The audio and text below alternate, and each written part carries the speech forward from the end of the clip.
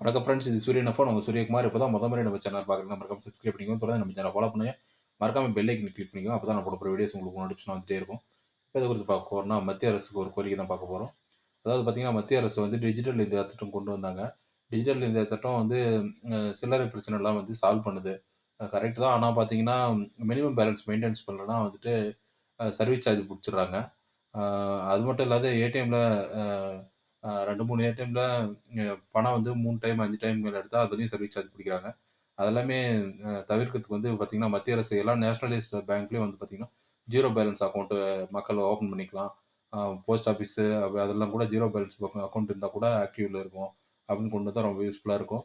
இது வந்து மத்திய அரசு கன்சிடர் பண்ணா மக்களுக்கு பெரும்பாலும் உதவியா இருக்கும். ஏன்னா ஜீரோ பேலன்ஸ் அக்கவுண்ட் வந்து நெறைய பிரைவேட் இப்ப பேங்க்ல கூட கொண்டு வந்துட்டாங்க. எல்லா நேஷனலைஸ் பேங்க்லயும், போஸ்ட் ஆஃபீஸ்லயும் ஜீரோ பேலன்ஸ் அக்கவுண்ட் கொண்டு வரணும்னு சொல்லிட்டு நம்ம சேனல் சார்பா நம்ம கோரிக்கை வைக்கிறோம். ஏன்னா டிஜிட்டல் இந்தியா திட்டம் வந்ததுக்கப்புறம் நெறைய வந்து மக்கள் டிரான்சாக்ஷன்ல வந்து பணம் புடிக்கிறாங்க.